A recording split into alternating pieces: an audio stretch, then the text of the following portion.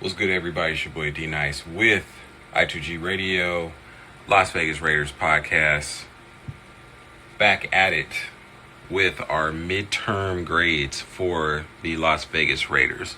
My apologies, did take a bit of a break with the bye week, getting back into the swing of things. We also do have our Raiders Cowboys preview show that will be coming up here shortly. Should have that either later today or tomorrow, but let's get the actual factuals out of the way. I2G Radio, Spotify, Apple Music, YouTube, Viva Las Raiders podcast. Can check out on either platform, whichever you like, and also on the hip-hop website, 25 Years In Strong, www.illuminati2g.com. That's the word Illuminati, the number 2, the letter G.com. I2G Radio, letter I, number 2, letter G, radio. Let's get right into it. So, obviously, Raiders currently right now are in last place in the AFC West, 2-7. We did a first quarter report, and at that point, the Raiders were 1-4. The Raiders basically did kind of the same in the second quarter. Really, only one win during those 4 games. And we're just going to get into, just my thoughts on the second quarter of the season as we're at the halfway point, a little bit past. I do want to talk briefly about the Denver Broncos game because I didn't do a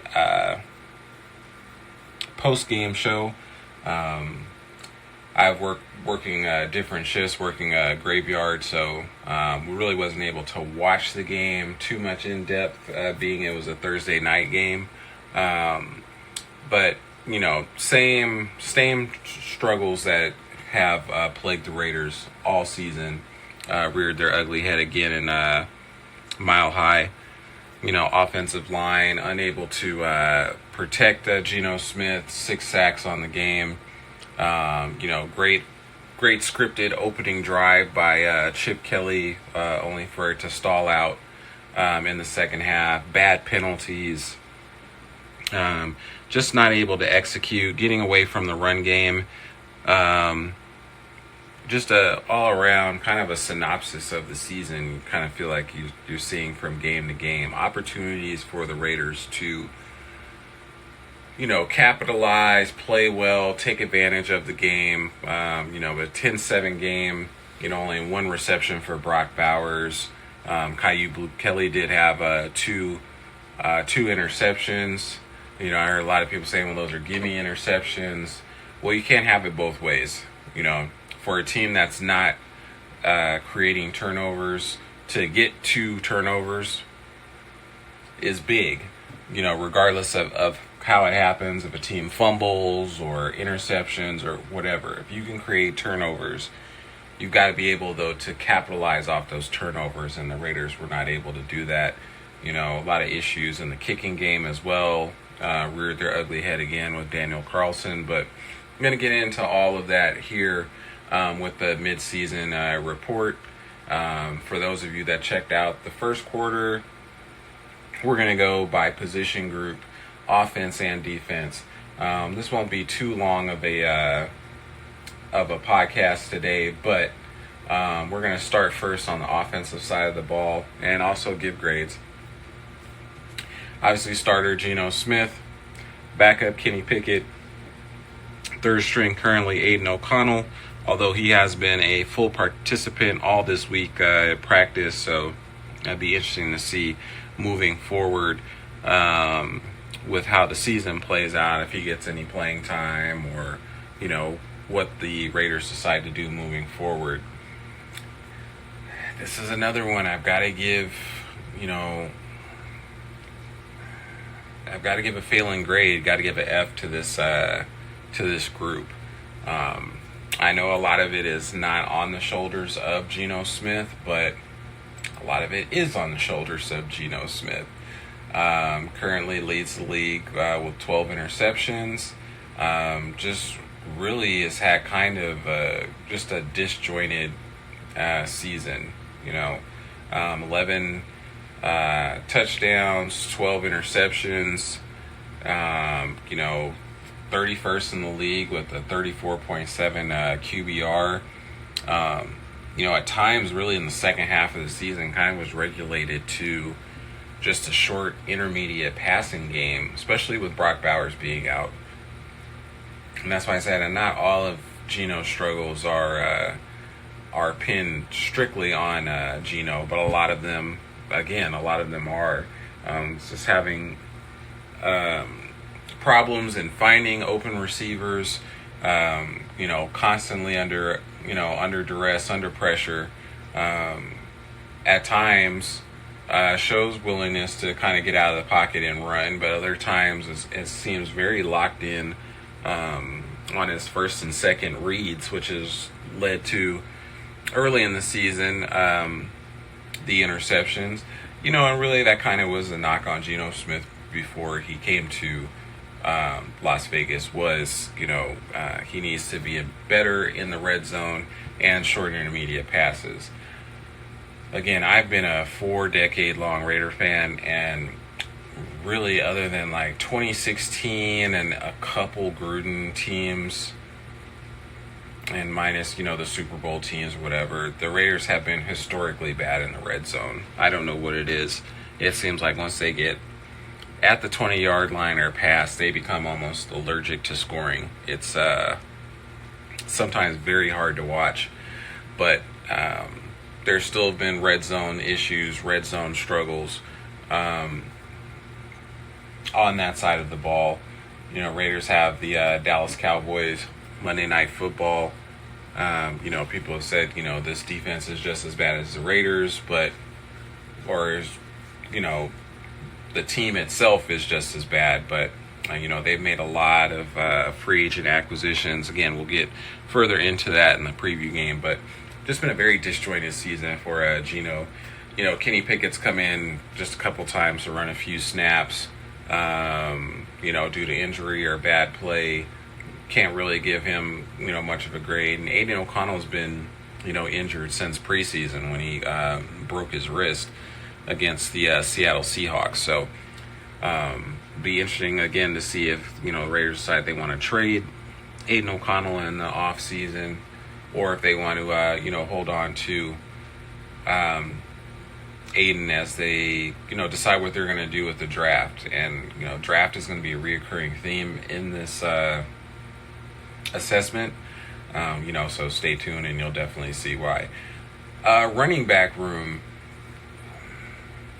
This I would give a C. Raheem Mostert and Ashton Genty definitely got a little bit more of an uptick in the second quarter of the season. Ashton Genty is still, top 15, top 20 in a lot of categories, but still is being underutilized, which is the crazy part.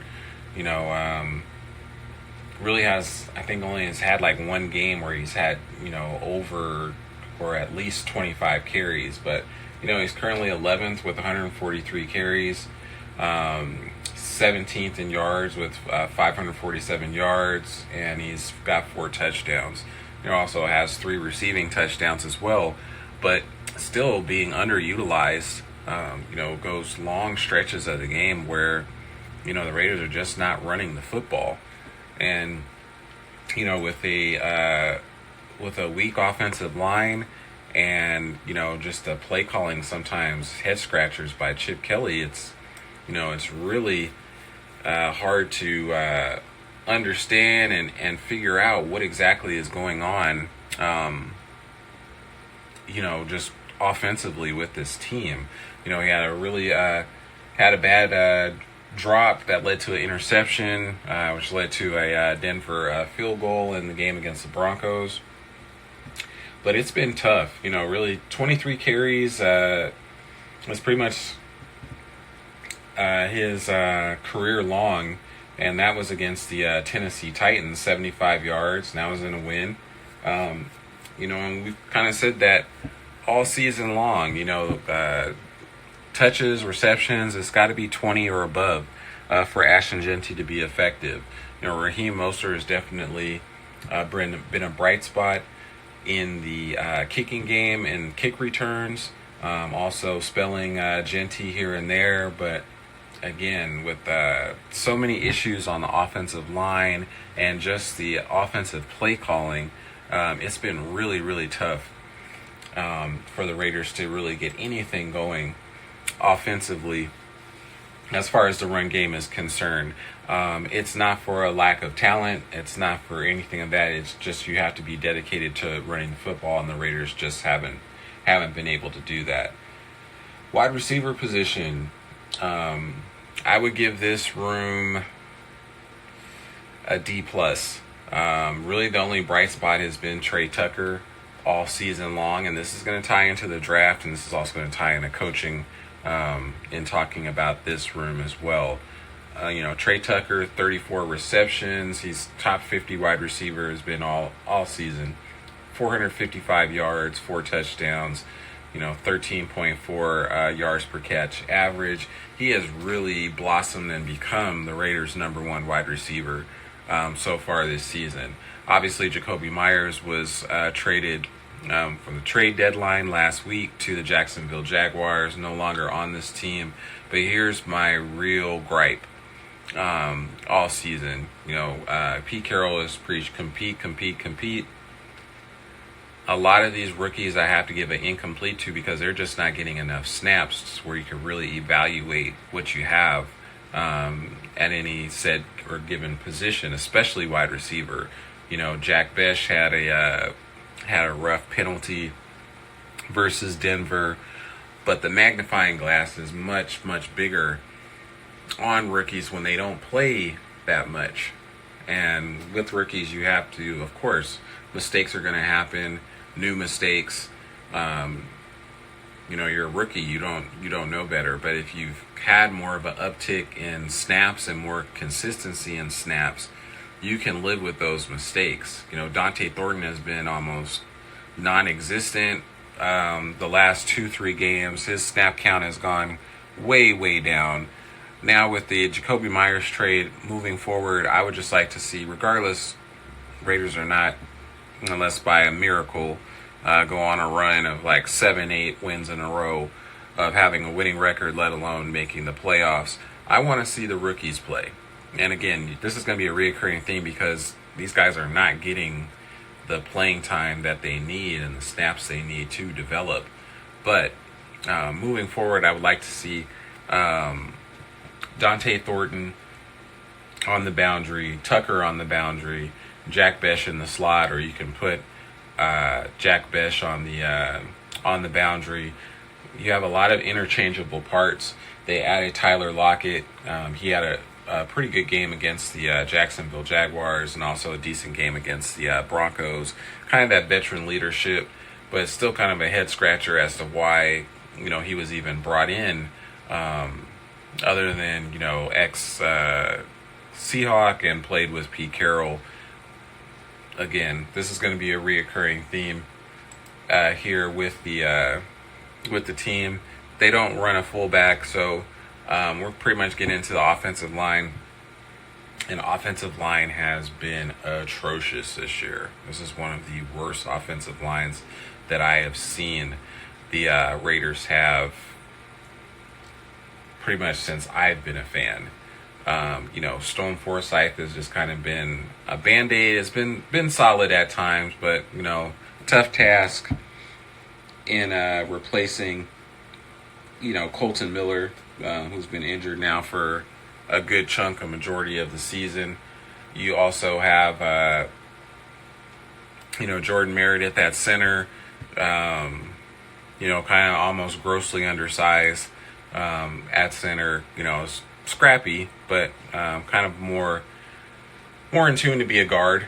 But for whatever reason, Jackson Powers Johnson, who's now on the IR, looks like he'll be out for the rest of the season, possibly, but he will at least be out the next 4 games. Kind of fell in the doghouse with this team and with the coaching staff for whatever reason. I don't know why, but he played solid at times. Again, got injured, had a really bad game against the Kansas City Chiefs. But everyone when you lose by 31 points. Has a bad game against the Kansas City Chiefs. So, but he's kind of a cornerstone piece, possibly, if this coaching staff sees the ability to use him moving forward. Again, I don't know. Dylan Parham's kind of been up and down. Alex Kappa has had a rough season. But my main point really here is now moving forward, it needs to be a youth movement. We need to see Charles Grant at either right tackle or left tackle, and we need to see Caleb Rogers at guard. And I think how this is going to play out, Dylan Parham did have a high ankle sprain, but he just has been practicing all week. I think the offensive line you're going to see Monday night against the Cowboys is going to be Stone Forsythe, Dylan Parham, Jordan Meredith, Caleb Rogers, and DJ Glaze. And DJ Glaze has also kind of been up and down this year. The problem lies with this, especially with the draft class, is incomplete. I can't really foresee or forecast, how at this point of the season, where moving forward, whether it's free agency or the draft, the Raiders can decide they want to attack and sign free agents or draft players in positions of need if you're not playing the rookies that you drafted. And I think here moving forward, especially with how bad this season has gone, it's literally kind of painted this entire organization now into a corner where they have to now evaluate and see where these rookies are at, because they have so many injuries and this season has gone completely off the rails. I mean, everything I've heard from press conferences is, well, it's we didn't expect to be here. You are what your record says you are. You're 2-7.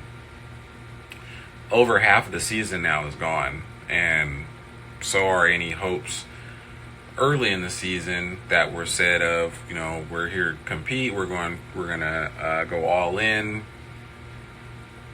The product that's put out there and the decisions that have been made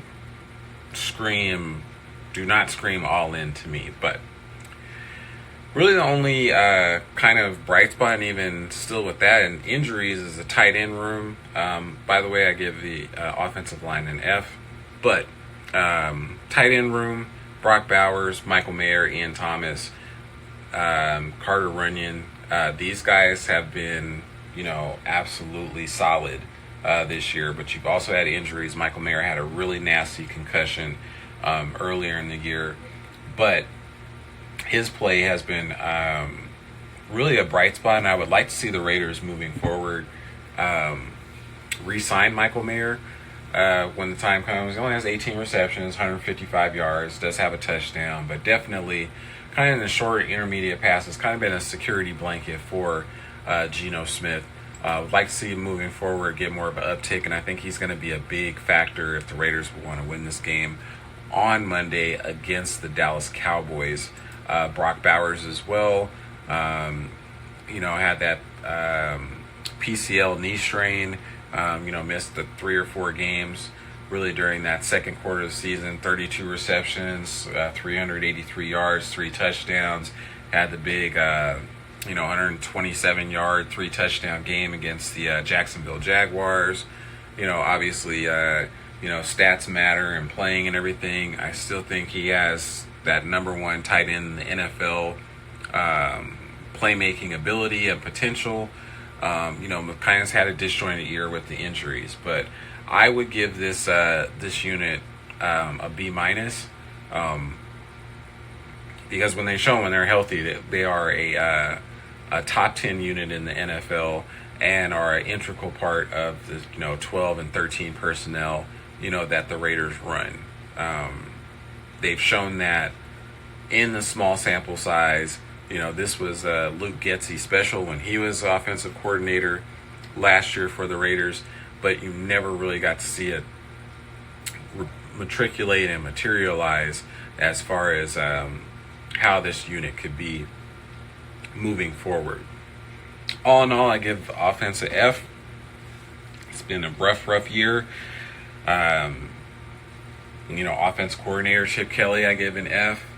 I was a little cautious about Chip Kelly just from his past, and with the 49ers and the Eagles, he's not the best player personnel coach out there. Doesn't at times can be a bit abrasive with players, and starting to rear its ugly head here with the Raiders. But same token, offensive line has never been whole the entire season. But at the same time, a lot of head-scratching play calling by Chip Kelly really abandons the run. You can almost put it to a stopwatch. I feel like it's before the end of the first half. He's almost abandoning the run. Granted, a lot of these games, the Raiders do not have the lead, but you still have to be dedicated and determined to use a run, or even kind of short intermediate passes.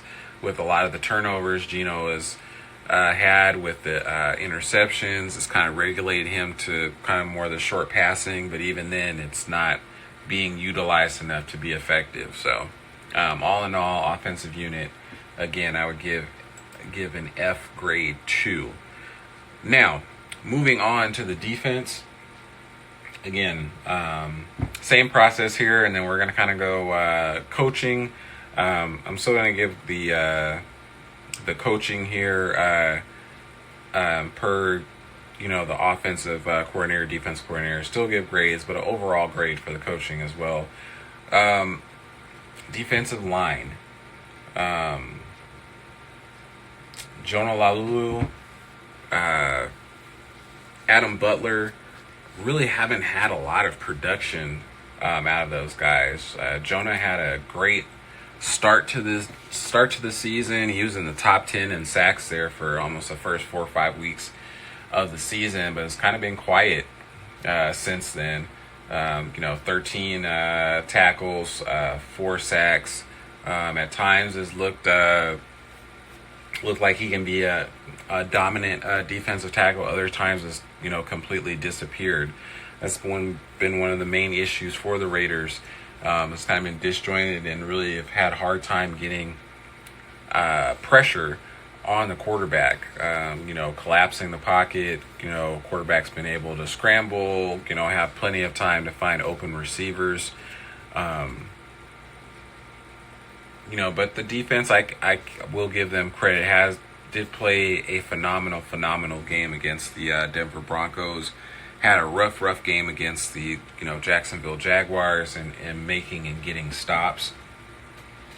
And it just so happens to be the one game that the offense actually looks good. Adam Butler has been kind of up and down. Has only had 1 sack so far on the season. So it's been rough. And J.J. Pegues and Tonka Hemingway have been almost healthy scratches almost every game this season. Hemingway's played a little bit, but Pegues has played sparingly here and there. So it's been tough on the rooks. Thomas Booker, who they also got via trade, had a good first start to the season. Has kind of quieted down as well. So again, it's been tough, especially with the younger players, to kind of figure out what's going on. I would give this group a D. Defensive end. This has been the most disappointing group for me, pretty much of any positional group. I really thought these guys were going to be kind of the cornerstone and the mainstay of this team. Tyree Wilson has had a decent start to the season. Nothing great. Snaps have been up and down. Nothing really consistent. 13 tackles. Currently has 2 sacks. Playing a little bit inside and outside. Malcolm Kuntz has had a rough year. Had the torn ACL. He only has 1 sack on the season. Raiders have got a tough decision to decide if they're going to bring him back. If they do, I'm sure it's going to be on a super discounted deal. he's kind of lost a little bit of leverage and money going into free agency. After he signed that 1 year deal with the Raiders. Max Crosby, I feel like every year we say this about Max. He needs help.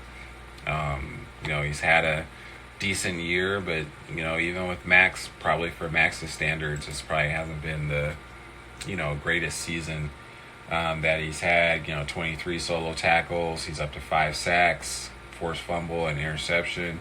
He's doing everything for the Raiders, but he needs that Robin to his Batman, and he hasn't had it so far this year. Brennan Jackson, I don't think he's on the team anymore, but he was injured. There was kind of rumblings they could possibly pick up another edge rusher during the trade deadline. Was not picked up. Charles Snowden had a sack game last week. So defensive line or defensive ends, I would give a D minus currently. Really, like I said, minus Max Crosby, really have gotten no production. Linebackers has been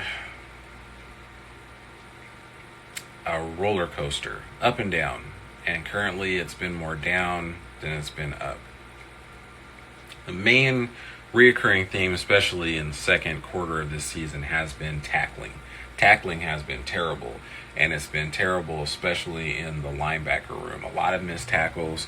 Landon Roberts has really had a rough season. He's been injured, and we knew going into the season possibility of him playing or being a good coverage linebacker was going to be shaky at best, and that's reared its ugly head. Devin White, I think has played solid, but has had problems in coverage and also at times with tackling. Jamal Adams definitely has gotten a little bit more playing time, especially after Jermaine Pratt was released.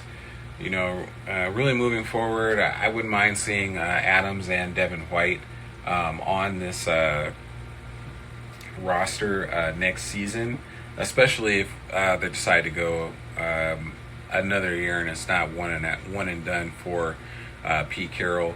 But I would like to see the Raiders draft some linebackers, or again, youth movement. Lindenberg, Eichenberg, I would like to see these guys get more playing time, especially Jamin Davis, who they brought from the practice squad, I think can be promising. So I'm definitely would like to see him play. I would like to see him get more snaps than Landon Roberts in this game at middle linebacker and see what you have. You got nothing to lose at this point. So, like I said, a lot of these guys are not playing. Brennan Jackson, my apologies, is still currently on team, but is on the IR. But as a whole, again, very disjointed with this group. I give them a D minus. Now to the cornerback room, and this ties back into draft, playing time, everything. Caillou Blue Kelly was getting deep fried and roasted so far this season. Most targeted, most yards. It's been rough. Baptism by fire. Young corner, but had a bounce back game against the Broncos. Had 2 interceptions. Really excited to see the progression of Darian Porter. The more and more that he gets snaps, this kind of shows the progression that you can see from rookies when they get the playing time. And he's pretty much has shared the same amount of snaps here the last couple of games with Caillou Blue Kelly. Is up to 14 tackles. Just much stickier in coverage, and kind of has that kind of Richard Sherman long cornerback build that Pete Carroll likes. Eric Stokes has been almost a fringe, borderline Pro Bowler on the opposite side at corner. If you have a dominant number 1 corner, you would love to have Stokes kind of as your number 2. he's been the Raiders' number one corner, but again, it's so hard for this defense to create turnovers. Not getting a lot of turnovers has been tough. But I can say, Eric Stokes has been good in coverage. Cameron Richardson has been shaky and up and down at best so far this season. So this group, I would give a solid D currently right now. Safety room, Jeremy Chin, Lonnie Johnson Jr. just got back from the IR. Tristan McCollum, Isaiah Polamau, Chris Smith. Isaiah Polamau, as I've said many pods, has been playing out of position. He's more a strong safety than a free safety. It's shown in coverage, especially in the red zone. He's given up some touchdowns.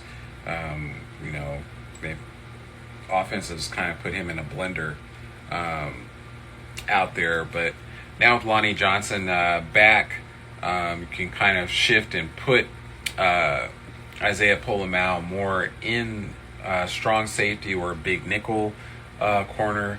But all in all, he's had a pretty solid season.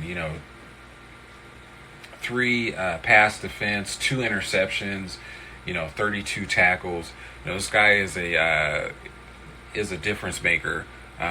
But you've got to put him in the right positions to be a difference maker, and free safety is just not it for him. I would like to see the Raiders draft a true free safety or get one in free agency. Tristan McCollum has played solid. Jeremy Chin has kind of been up and down so far this year. But McCollum kind of getting more snaps at free, again, has allowed Polamau to play more kind of that more weak side linebacker / big nickel / strong safety, and was able to create a turnover and have an interception in the red zone against the Jacksonville Jaguars, closer to the line of scrimmage. This group as a whole, I would give a D-.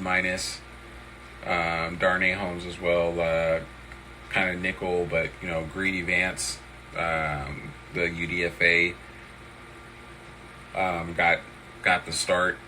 So kind of moving forward, we'll see what happens with that. Now on to special teams. Daniel Carlson, and I have been a huge Daniel Carlson supporter for years. One of the better kickers that we've had over the years for the Raiders. This is his worst year since he's been a Raider. Didn't miss a kick in Allegiant Stadium, I think, for almost 2 seasons. He's gotten progressively worse. Another bad miss against the Broncos. He missed the extra point against the Jaguars. Now becoming game to game. Kind of reminds me, regardless of the scandal that Justin Tucker was having against Baltimore, or when he was playing for the Baltimore Ravens, he was missing a lot of big kicks, especially 50 yards plus. And Daniel Carlson is in the same boat. It's going to be interesting to see. He's a unrestricted free agent after the season. If the Raiders bring him back, they did bring another kicker. I think his name's Greg Joseph, who was on the practice squad. Kind of bring more competition. So it'll be interesting to see what happens there. But I give Daniel Carlson so far this year a D-. The Raiders already are having a hard time scoring points, and when your kicker is missing field goals, that makes it even tougher for you to score points. Raiders, I think, average 15 points a game this season. It's been tough sledding for the Raiders to get points. And I hate to say it, a couple made kicks here and there. You never know, the outcome of the game may change in a couple of those games mentioned. AJ Cole has been phenomenal this year. He's the only position I gave actual A to. Had the injury against the Colts, but has really been able kind of to help and assist the defense in getting the Raiders into positions, but again, not able to capitalize, not able to score. It kind of goes all for naught, but I definitely recognize the season that A.J. Cole's having. Another Pro Bowl season. Jacob Bobenmoyer, long snapper.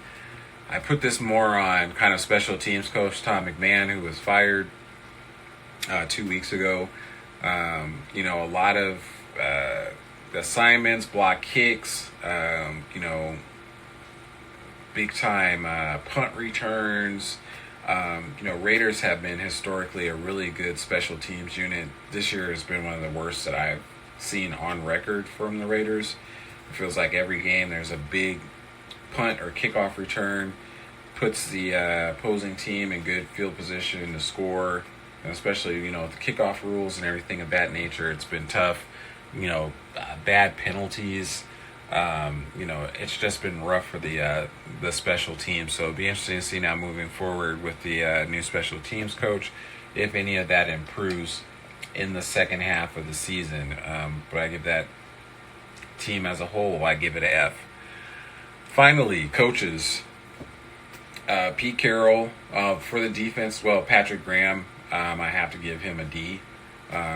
Unit has been solid. A lot of it, again, offense is not scoring, so the defense is playing long periods of time on the field. But there have also been lapses defensively, not enough pressure, not enough turnovers. Hopefully second half of the season they can kind of turn that around. I can say it does look the last few games, Patrick Graham's been running more of his kind of base defense over Pete Carroll, so that has kind of been a bright spot moving forward. But I don't know how all this is going to play out, or if they even bring back Patrick Graham next season. But it's been a rough year all around for all units. Now, coaching for Pete Carroll, this has been a head scratcher of the season and trying to figure out what Pete Carroll is doing with this team. Again, I brought it up in every skill position, every on offense and defense. The kind of thing that rings true with this team is Pete's kind of stubbornness almost to not play rookies or young players and sticking with vets. That is not assisting or helping this team compete and to win. Whether it's Jackson Powers Johnson with playing time, benching him after the Chiefs game, but you can pick almost any offensive lineman on that front, and they've all had a shitty season. And times it seems like him pointing specifically Jackson Powers Johnson out, really not playing the Caleb Rogers or Charles Grant to see what you have, developing a rotation of players on the defensive line with J.J. Pegues or Tonka Hemingway. It feels like an incomplete season. And really, in pressers, it's been frustrating in listening to Pete Carroll talk about this because he seems completely oblivious and shocked where the Raiders are at, but it doesn't feel like they're doing anything to improve the roster or really have a direction moving forward. Raider fans talk about, well, we can tank. You don't need to tank when you're 2-7. You're that bad. And I'm going to get a little bit more into the fans after, just the fan base afterwards, but when you're 2-7, you don't have to tank. You are what your record says you are. You're not 5-4 if this happens and all. I am sick and tired of hearing that shit. You are what your record says you are. You're not 5-4. You can have delusions of grandeur in your head and say, well, if this happened, be 9-1. Every NFL team can say that. You are what your record says you are. Especially with how this team has been managed, it's not really a shock that they're 2-7. Unwillingness, whether it's Chip Kelly or Pete Carroll or whatever the case may be, to actually dedicate and run the football. This is why so many critics and people have said, the Raiders drafting Ashton Genty at 6 in the first round was such a bad idea. And I've even mentioned or talked about it. They let Josh Jacobs walk. And granted, yes, I'm a little biased. I'm a huge Josh Jacobs fan. But you let Josh Jacobs walk, your running game goes from one of the better run games in the NFL, at least middle of the pack, to dead last. Josh Jacobs almost outruns the entire running back group that you have in Green Bay. It was so bad. Okay, you draft a running back. They say they didn't want to pay Josh Jacobs. Well, you're paying first round tender to Ashton Genty, so you're pretty much paying what you could have paid Josh Jacobs if you just re-signed him. This is not a knock to Ashton Genty because the Raiders aren't using Ashton Genty. So when they have used Ashton Genty, you see the elite talent. So moving forward, I would like to see, especially second half season, I don't know if we'll see it, more plays run for Ashton, more run plays, get him out in the backfield, get him into the flats. He's shown he's a good receiving running back as well, but it's kind of tough to evaluate this team, especially Pete Carroll, with him saying, compete, but, a lot of these guys can't even get on the field. The Jack Beshes and the Dante Thorntons, it's made it to where when these guys come out there, they're, it's almost like they're trying to overcompensate because they know, hey, I don't think I'm going to get that many snaps, so I need to make a play. And in trying to kind of do that, mistakes are going to happen, but they're more magnified when you don't have as many snaps. And it's been tough for this team if you're a rookie or you're a young player. I have to give Pete Carroll so far an F. So far with this season, 2-7. I think if the kind of expectations were tempered a little bit more, this would be a little bit easier to digest as far as the season. But a lot of us did think kind of moving forward, it would be tough. For the Raiders it would take a magical, things need to bounce in the right direction, but we definitely thought, this team moving forward was going to be a lot better. And that falls, strictly on Pete Carroll. Now he's in a position with injuries and the record where, now you need to play your young players. You don't want to move forward in a draft and your draft looks like the one from last year because you have incompletes on players that you refuse to play. That's on the coaching staff. Nobody else. So, and really for Raider fans, I know it's tough. It's, Derek Carr had said it with his brother David in podcast. He's like, I feel your frustration. I get it. I'm a fan too.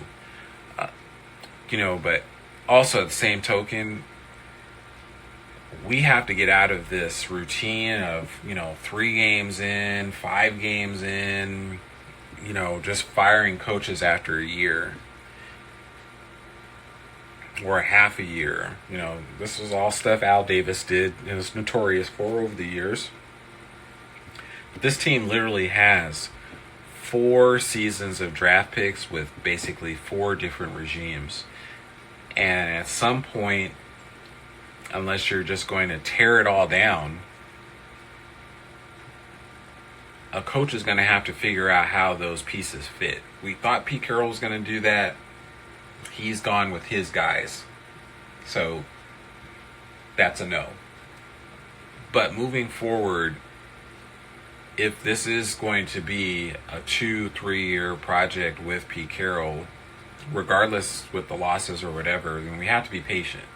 And I'm kind of more in a developmental wait and see at this point of what Pete Carroll is going to do and John Spytek are going to do. John Spytek is also part of this as well. Kind of has made some questionable choices, but he's a young general manager. And I would like to see him have the opportunity to be a general manager, because the reoccurring theme with this Raiders team especially is the head coach seems to have autonomy and can overrule the GM. And we haven't had a true GM. You've seen it with Tom Telesco, but Tom Telesco even made some questionable moves, and that's why he's no longer here. For the Brock Bowers situation, you've got the Josh Jacobs situation, or him just, sitting on $15-20 million, not making any moves, not re-signing the Trayvon Merrigs or Robert Spillane's in the in season, or the Clavion Chasins, not even offering them an offer sheet or anything like that. And once they hit the open market, they get completely outbidded and overpriced. He wasn't on the same page with Antonio Pierce. But I would say the last true GM the Raiders had was Reggie McKenzie. Other than that, with Gruden, with McDaniels, with now Pete Carroll, it feels, and it definitely is, the head coach has, final say on roster moves or anything like that. And it's also like teams are having de facto GMs and head coaches. And I always say, when head coaches double dip like that, it's tough. But at some point, for us as Raider fans, we have to be patient. We all want, there was chance of Chip Kelly to be fired, Pete Carroll to be fired, everything like that. And you just go right back into this coaching carousel again. Was Pete Carroll the right choice? I don't know, but I don't want to say that after 9 games. I didn't with Josh McDaniels, but especially with with the coach, you want to see how this plays out and how it's going to be moving forward. But as Raider fans, this kind of emotional roller coaster that we go through year after year after year. Fire this guy, get rid of this guy. You've got content creators with no coaching experience, and I know it's engagement farming, and everyone has an opinion, and we are in the age of giving your opinion now makes money. I can coach this team, I can GM this team better than who's there. Okay, then when you're wrong, then what? We can fire you too, right? You have all this experience, and but your resume doesn't say you coached anywhere, or you even coached high school football, or did anything like that. It's real easy to sit behind a camera and say these moves need to be made, this needs to be done, and then we'll be here. Like I said, but when you're wrong, then what? Fans want all of these changes and want to tank and do all that, but they want to tank how they want to tank. Tanks don't work that way, and it doesn't benefit anyone on the team. This team is trying to win. They just don't have the talent or depth, and they're not playing the young players to see what they have as far as the future. But as Raider fans, the majority of them, whether they're bandwagon or not, they can't take a tank. We were whining and complaining when we were 4-13 last year, but we didn't have a good team. It's okay to say your team is not playing well and is not where it needs to be. It's not up to snuff. It's up to that front office. It's up to Mark Davis to decide how moving forward. And another thing too, a lot of fans do. I understand, you're upset and everything with Mark Davis and this team over the decades and years. There are a lot of hard-working people that would love to take their family or themselves that have never been to Raider games. Let's not make it all a kumbaya all for one. If you don't want to support this team, cool. If someone else wants to go to a game and has the money to do it because prices are dropping due to the play of the team and still want to go to a game, or they already have on their schedule that they're going to go to a home game or a road game, allow those fans to do that. I never tell people how to fan, but it's been rough at times, really, to kind of even conversate with some Raider fans about this season or where you think it is moving forward. And I know we've had a lot of bad seasons, but let's not attack each other as far as how to fan and how to approach being a fan. You know, if you're upset about the season, be to yourself about that, or find a support group that supports your thought process. If you're still optimistic and you want to go to games and you want to take your family, do that. The Raiders moving forward, they're going to have to get themselves out of this. How they have home games, and that game Monday night against Cowboys, it's going to look like Arlington, Texas in Allegiant Stadium. They've got to go back to that Al Davis mantra, just win, baby. And however, whatever they do to get back to winning, that's the only way. If you win, they will come.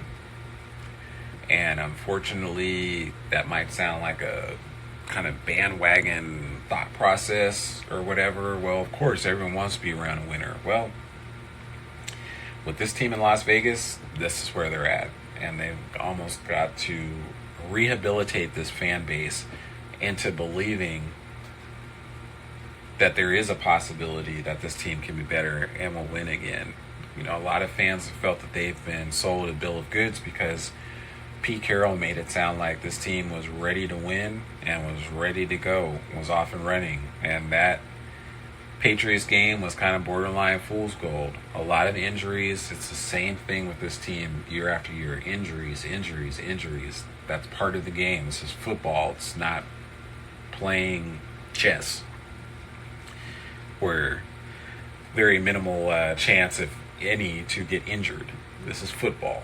It's like UFC. There's injuries in UFC. But what I would like to see moving forward, and I think a lot of Raider fans like to see moving forward, is some form of direction. This team and this season is pretty much a wash. But moving forward, what is the concrete plan that's going to get us out of these doldrums and back to being, and it's baby steps to considerable or good team, these close games, turning these into wins as opposed to losses, as a lot of other teams are doing. Like I said, the Denver Broncos are this year's Kansas City Chiefs. They're 8-2. They've got a big test. We'll see if they about that action when they play the Chiefs this year. But it's going to be tough to see moving forward. Spytek, Brady, Mark Davis, what they decide they're going to do. They've got to figure it out. If they don't have the right coaching staff that they need, then yeah, unfortunately you got to move forward. But whatever you need to do, clean slate, quarterback. I would love to see the Raiders draft a quarterback. Moving forward, they've got to decide what they're going to do. Are they bringing Geno Smith back? That's another pod for another time, especially in the offseason. There's a lot of question marks with this team. All in all, I have to give them an F for the second half, and midterm, an F. These next 8 games, want to see a lot of player development, a lot of rookies get a lot of playing time, so you see what you have with these players, and then you have more of a clear direction as what you need to do as far as the draft and free agency. But been going on now, and I could easily go on for another 30 minutes, but 54, 55 minutes, that's not too bad. Again, the site, www.illuminati2g.com, for all your hip-hop needs and Las Vegas Raiders news and notes. I2G Radio, letter I, number 2, letter G, radio on Spotify and Apple Podcasts, and also Viva Las Raiders podcast on YouTube. D-Nice, I2G Radio, and Viva Las Raiders signing off. Again, I will have probably tomorrow. Yeah, we'll do it tomorrow.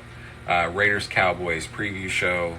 Be sure to check that out. We're going to get back into the swing of things. Hopefully the Raiders can turn things around, get a couple more wins this year, but the main thing, positivity and progression moving forward. Let's try and get a more clear understanding of what this team is going to be this year and beyond. Peace.